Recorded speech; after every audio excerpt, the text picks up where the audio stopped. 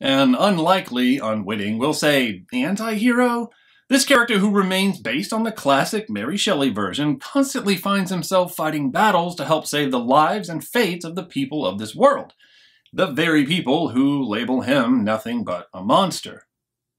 The most notorious character to sport the warning, "Some assembly required," Frankenstein in DC Comics was familiarly brought to the world by Victor Frankenstein, labeled a monster, and assumed dead, as we've all come to expect, but that's where the stories start to change. Surviving in the icy cold waters and swimming his way to America, I'm assuming butterfly stroke all the way.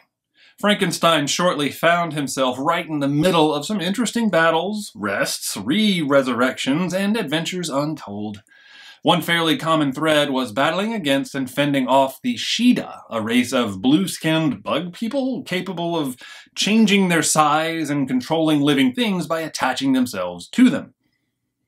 The beef with the Shida still follows Frankie into Grant Morrison's Seven Soldiers meta-series published by DC Comics from 2005 to 2006, 7 soldiers working together but separately to save the world. This series takes a very interesting approach at defeating an enemy that targets groups of 7 by not giving it a group of 7 to directly attack. Now, this series did give McFarlane Toys a target for another in their DC Multiverse mega figure line, by creating the Seven Soldiers style of Frankenstein for us to adorn our shelves, or scare kids, or both. This is where I also say that Zatanna had a big part in this series, and hopefully, that will get McFarlane to decide to give us an epic representation of such a powerful character. Finally. But that's not what we're here for. Hey everyone, my name is Jonathan, aka JK of JK Collects, and I'll be posting a new video at least once a week, if not more. If that sounds of interest to you, please click that like button and subscribe so you don't miss any episodes. And in this episode, we are taking a closer look at the McFarlane Toys DC Multiverse 7 Soldiers of Victory Frankenstein mega figure.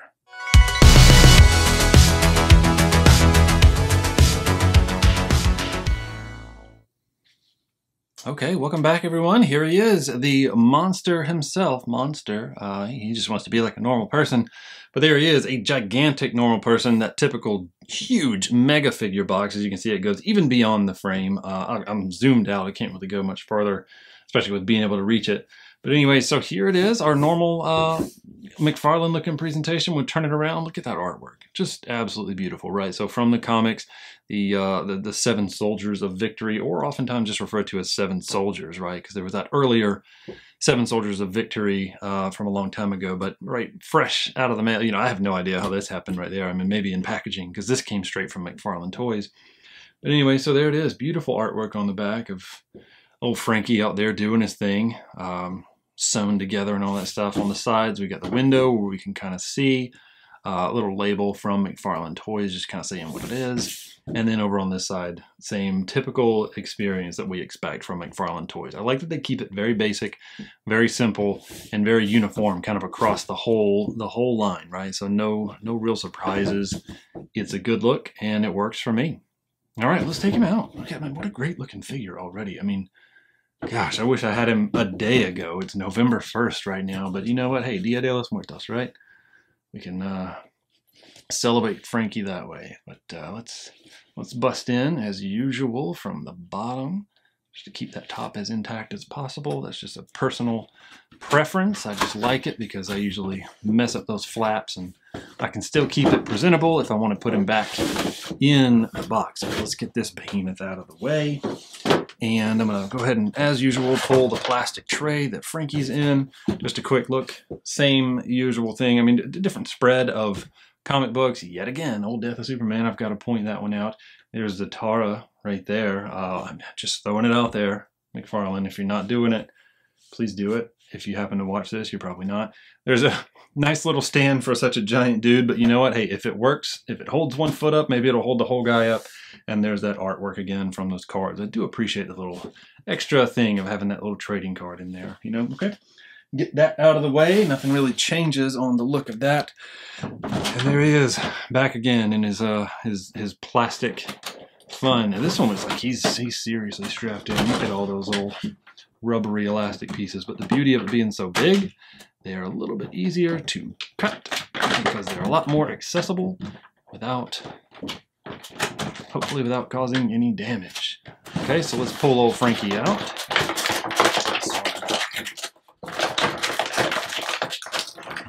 Take a little effort, as usual. I apologize for the noise of the plastic. Let's go ahead and get this, this massive sword out of here. You know, I didn't really learn too much about the sword in particular. I don't really remember too much about it. So, hey, if there's any knowledge that you have that you can share, I would love to learn. If there's any kind of fun history around this sword, any kind of mythos or anything fun like that, no matter what, it's a gigantic and huge sword. I mean, this thing's about as big as one of the 7-inch scale figures, because if we see it up next to old Frankenstein, pretty big. But yeah, cool accessory. I'll put that in his hand here in just a little bit, but let's take a look at old Frank here, right? So look at that. Right, so first impressions, as usual, awesome. This guy he's got some weight to him. He feels very solid, which this is the first mega figure that I have opened so far. And I've had reports or just heard people saying from some of the mega figures, you know, that they almost lose something in the quality or the how solid they've been just because it gets so big. And we kind of lose them. It looks like old Frankenstein did not fall prey to that. I mean, let's get up here. I mean, just look at his head. Look at the paint on that thing, right? So, I mean, ghoulish looking. He's looking pretty well straightforward, maybe slightly to the side, but not as much as you normally see with the McFarlane toys, right? See those green eyes just squinting, staring at you. I mean, he looks pretty angry. But look at those paint apps, right? So looking very good around there. It doesn't really look like we've had any major sacrifice on quality. There's that normal kind of hair wash that shows a little bit of maybe light reflecting off of it. I mean, he's a pretty old dude, so he could have some grays. Unlike some of the other ones where it's like the night light washing and shining off of it. But there we go. Head movement, decent. It is separate from the neck, so we probably got like a ball joint up there, but you know, pretty good as far as getting around. We don't really have the Exorcist, and I think that might just be because of the shape of the neck kind of imposing. You kind of hear a little bit of a creak if I try and push it too far. And I don't want to push it too far because I'm not here to mess things up. I'm just here to look at it, but you can definitely do a nice magazine pose, right? He's ready for a GQ or something like that, or any magazine out there. But there we go. So good head articulation, especially considering the size. I do like that he can be very thoughtful. You know. But there we go. Enough about that. Let's move on. What else do we have? So shoulders. This seems like it's kind of loose. Doesn't really want to come off. That does seem like it is fixed. So I'm not going to pull that back.